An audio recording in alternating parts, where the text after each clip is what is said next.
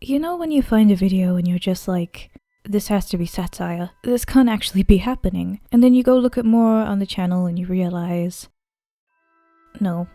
Not only is it real, but there are people out there who unironically like this. Imjaystation. What more can I say? I know most of you are here for a specific reason because of recent events, and yes, this is why I wanted to talk about him, but it's also important to give further context because even though it's bad on its own, Imjaystation is not a stranger to this type of thing, and honestly, it's just something to add to the pile. And in the meantime, of course, YouTube is totally cool with it. What should I expect? So basically, Imjaystation has a series all about calling people from the spirit world, or through a spirit box, having conversations with them, all while the worst editing techniques make their appearance in this video, and they make it more unbearable than it would have been otherwise. You like those stock Instagram sound effects and those really fast zoom-ins? This is the video for you. The first thing that's wrong with this is obvious. It's bullshit. And these spirit boxes, if you don't know what they are basically nonsense contraptions said to be able to let the dead communicate with you, like some sort of weird walkie-talkie. Jay isn't actually the first one to use this, or fake it in this way. There's another channel called Huff Paranormal who used the deaths of celebrities to make these videos very soon after they died. If the name sounds familiar to you, it's because when XXXTentacion died, Huff Paranormal released a video incredibly soon afterwards, and it was easily debunked that Huff was using snippets of audio from songs, videos, and interviews of X to make it sound like he was responding when he clearly wasn't. He has done this for basically every spirit box video he has, and he has a spirit box thing that he sells for like $4,000 on top of that. Imjaystation basically does the same thing, except on top of that, he makes these ghosts say that the viewers should buy Jay's merch. Keep in mind that this is usually either 24 hours or less after the celebrity being used in the video has passed away, so that's kind of the cherry on top. But that's not the only content Jay offers to his young fan base. He also makes videos about encountering serial killers or murderers, and then faking his own death or being on the run from them, and also stupidly broadcasting where he's hiding to all of his viewers, as if the murderer wouldn't know what the internet was and wouldn't be able to find it. What's up, guys? Back with another 3 a.m. challenge, guys. I am free. I literally escaped a serial killer. Link in the description. But I guess when your audience are all fetuses, they wouldn't think about that kind of thing. He also does that weird thing about drinking potions and having Snapchat filters over the top of him to show how he's cursed from the potion and how the potion is changing him and all these weird occult things. And then he's apparently fine in the next video. One in particular is actually a gay potion. These potions are usually stuff like clowns, zombies, ghosts, and other stupid powers, but gay potion. You know, I'm not even going to comment. I'm just gonna let you comment on that. Make your own damn jokes. He also, on top of all that, decides to try all the manner of supernatural things, including haunted dolls, clowns, voodoo, calling a character at 3 a.m. Don't dial 666 at 3 a.m. because you'll get like a don't call Mickey Mouse at 3 a.m. or else you'll get a Windex bottle shoved up your ass. I don't even fucking know. Is that even still a thing? Why was it a thing in the first place? I'm not gonna question. One in particular that I want to look at is really weird. He says that he found a voodoo doll and he like drips his blood onto it, and then he tells his friend to behead the doll. Now they're pretending that this is real the entire time. So if you're in a situation with a real voodoo doll where you would essentially ask your friend to murder you, why would the friend even say yes? Well, I guess his friend really wants to murder him too. That's the only way. You gotta use some sort of DNA. Are you actually using your blood? We're actually using my blood, guys. This can't be shown on YouTube, but we're putting my blood in the voodoo. Wait. If you're doing this and my head actually gets cut off, this video is definitely getting demonetized, so I'm gonna go around the corner, alright? I don't want to be reliable for anything. I swear my head's gonna get cut off, man. I might die. Are you really sure you want to do this, though? Jay, are you sure, man? I have this thing around its neck. I'm gonna get too scared, bro. Hurry up. This is your last chance. Are you ready? This effect is just as bad as you think it is. He just puts his head in his shirt. I guess it's kind of impressive since it's usually up his own ass. But then they just kind of put the doll back together and he's fine. There's no consequences to death, children. It's all good. That was the scariest thing I've ever seen. Oh my god, we are never messing with a voodoo doll again, guys. Smash the like button. But don't forget, he started the video saying that he's hiding in his grandma's house from a serial killer, broadcasting his whereabouts so that the killer can take out his grandma with him, I guess. Maybe she hates him too. And a lot of people want him dead, apparently, because he recently made a video about how a break-in occurred where people apparently tied him up in the basement and punched him and asked him where his expensive stuff is, and then they left. So immediately after that, he just makes a video on it. Immediately. He's apparently still freshly bleeding in this video, but you know, time for a vlog, right? So he says people broke in and immediately started asking for a Rolex. Don't worry folks, he's not flexing at all. He's not flexing. He's just saying that they thought he had a Rolex when he doesn't actually have one. Totally not a flex that they would think that he owned one. However, the robbers did ask him about his very expensive car, which he does have. So, see, he has an expensive car, very impressive, but it's totally not a flex. So you know how the raw realism in this video was just so impressive? It was amazing to watch. If I was robbed and beaten up in this way, I would totally just vlog immediately and not really look bothered by it at all. I would be super excited and not at all in pain by my totally real injuries. Not only that, but he also wears the makeup of these fake injuries in his Etika video.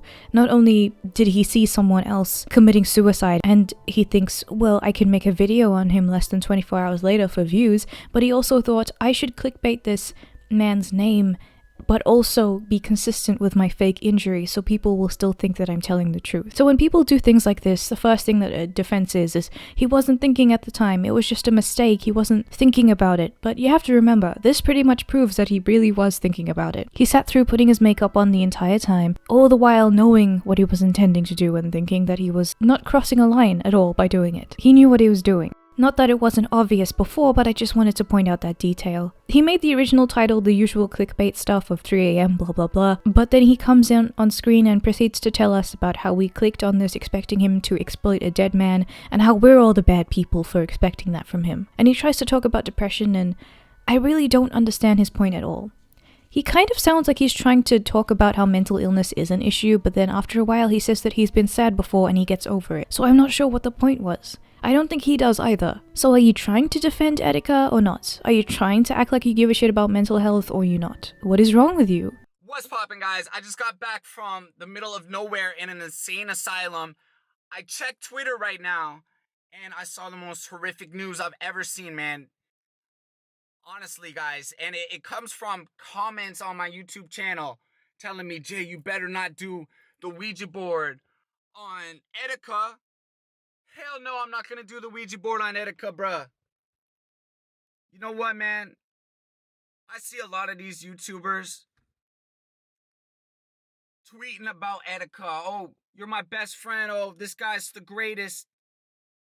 I see people making YouTube videos about it, bro. And then he talks about himself some more. No one is surprised by this and no one cares, so I'm gonna skip over it. He did change the title to an apology, but only after the video received backlash.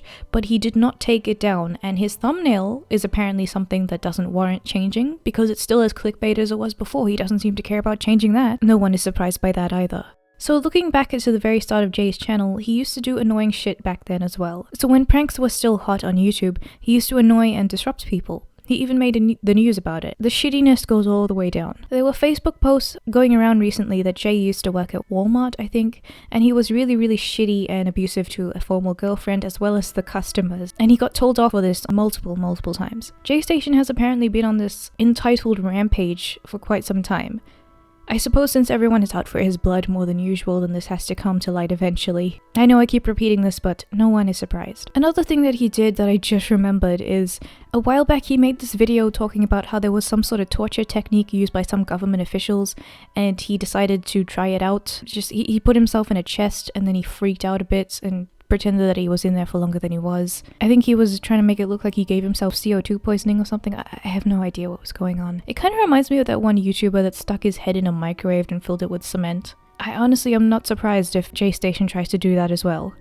But returning to the Etika thing, what he has done so far is already bad, and there have been criticisms of it before, but I think that the reason that people are so mad at the Etika one in particular is that this time it was influenced by a couple different factors that might not seem as different as all the other times, but I think that there were enough to get people just to be angrier than they were before. So first, Jay had already been in a controversy because of the fake robbery that had only happened a little while beforehand. So I guess when people are still angry about that, the anger carries over to whatever he does next. And he continued to push that lie, which would have made it even worse. The next thing that people were mad about is, of course, the mental health issues. When there's an issue with someone dying, if it's a mental health issue, it's way worse people always get really, really sensitive about that stuff because it's such a huge issue, ongoing in many ways, and a lot of people are very, very defensive about it. And there's also the fact that I think that people are still into YouTubers way more than official celebrities. A lot of fans still feel like they have, or traditional celebrities, people still feel like they have a very deep connection to someone that they're a fan of. But I think YouTube is still in that place where it feels more intimate. The videos feel more intimate. It feels like someone is talking directly to you, and I think that, especially with something that's involving mental health as well, people would be way more sensitive about it. And I think that the position that Etika was in makes people way more sensitive about it and feel like they were way more intimate with who he was. So all of that kind of came to a head, and everything just made this blow up way more than it would have, I think, otherwise. Not that that's a bad thing, because I really think that people should be calling this guy out eventually, at one way or another. And it's obviously a fact that Imjaystation is no stranger to clickbaiting death for views. So why is he so high and mighty about this? Does he think that because of the outrage of the false robbery story, if he did something that he thought was virtuous, people would forget about everything else he did? Did he seriously think that this would look good? It doesn't. I don't know how he would have thought that. Ultimately, this is really all I have to say. I never watched Etika, but of course I don't like that this happened at all, and my respects go to his family. It's just so weird that this weird trend of doing this to people who have passed away has been around on YouTube since forever, and it's only really getting sporadically talked about, and it's only really getting sporadic controversy. And yet YouTube is just demonetizing the most innocent things, or taking down the most innocent things, or just taking down different points of view, when they're letting this actual exploitation, blatant scamming. I mean, one of those, the Half Paranormal guy, he's selling his spirit boxes. They're blatantly fake and he's selling them. It's clearly something that I think that YouTube would have prioritized. I mean, they seem to act like they do, but they don't give a shit about it on their actual fucking website. But whatever. Hey Imjaystation, maybe you should call your career at 3 AM since it's real fucking dead too.